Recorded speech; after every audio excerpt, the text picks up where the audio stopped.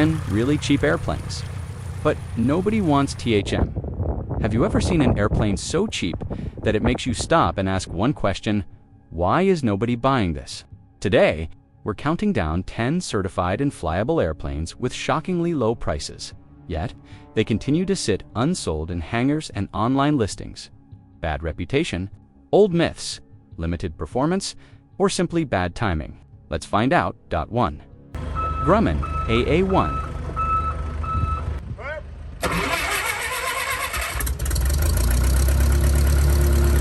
Yankitha Grumman AA-1 Yankee was built to be different. Light, fast, sporty, and cheap. Even today, you can find one for around $25,000 to $30,000, making it one of the most affordable, certified airplanes on the market. But the Yankee has a problem. It doesn't forgive mistakes. Low-speed handling, stiff landing gear, and crosswinds make it intimidating for new pilots. Ironically, it's fuel-efficient, mechanically simple, and fun to fly if you know what you're doing. But its reputation keeps buyers away, and prices stay low. 2. Beechcraft Skipper. The Beechcraft Skipper was meant to compete with the Cessna 150. It failed, not because it was bad, but because it arrived too late. With fewer than 350 aircraft ever built, spare parts are scarce.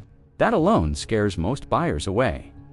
Today, you can find one for under $22,000. Reliable engine, good visibility, predictable handling, yet almost no community to support it. A decent airplane that nobody wants to adopt.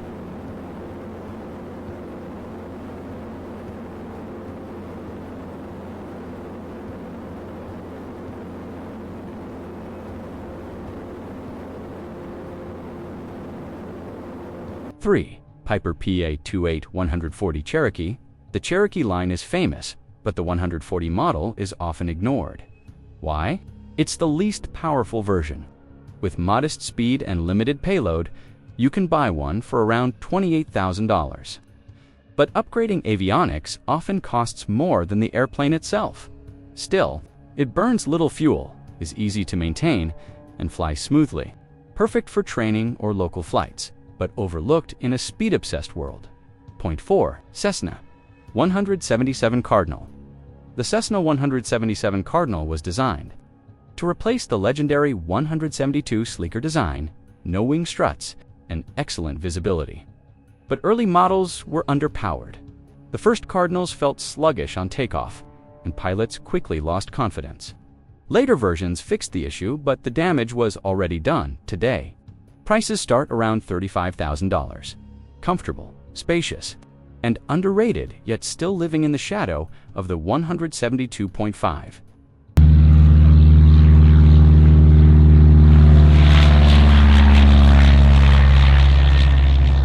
Or Coupe 415, a plane. Without rudder pedals, sounds impossible, but the Coupe made it real. Designed to be stall and spin-proof, it focused entirely on safety. You can find one today for $20,000 or less, cheaper than many used cars. So why does nobody want it? Low speed, limited payload, and poor performance in rough conditions make it suitable only for commuter flying. Easy to fly, but too limited for most pilots. 6. Whitman Tailwind. The Whitman Tailwind is surprisingly fast, efficient, and lightweight. Many examples sell cheaply, especially older or kit-built versions. But that's also the problem because it's often home-built. Buyers worry about build quality, maintenance history, and insurance. Despite impressive performance, the uncertainty keeps prices low. A hidden gem if you trust the workmanship. 7. Luscombe 8 Silvereth. Luscombe Silver is pure aviation nostalgia. All metal, tail dragger, and simple. It's light, economical, and fun, and often very affordable. But it's also slow, basic, and old, limited parts availability and minimal comfort make it unattractive for modern pilots. Great for vintage lovers, ignored by everyone else. 8. Piper J3.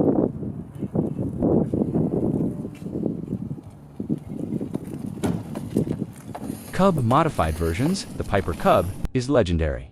But not all Cubs are created equal. Modified or heavily altered Cubs often sell for much less than original examples. Buyers worry about certifications, insurance, and long-term value.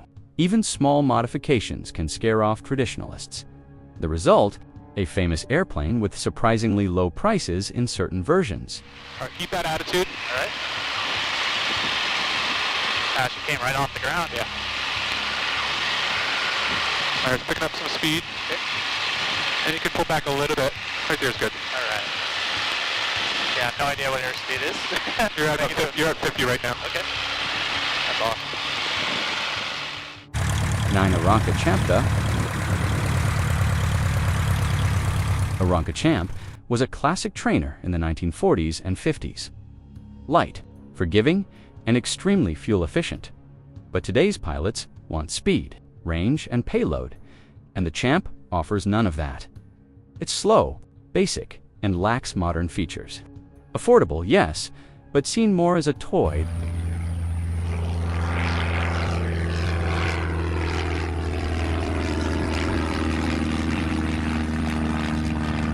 than a tool.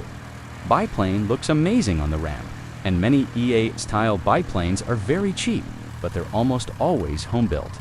That means unknown build quality, difficult insurance, and limited resale value. Fun, simple, and unique, but too risky for most buyers.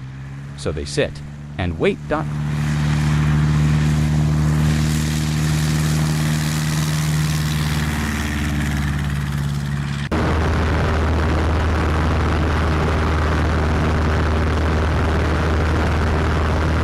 Final thoughts: these airplanes aren't useless.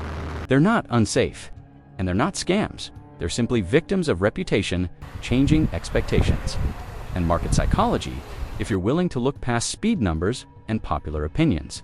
Some of these aircraft offer incredible value for very little money. So tell us, which one do you think is the most unfairly ignored? And if you enjoyed the video, don't forget to like, subscribe, and hit the bell for more aviation stories. See you on the next flight.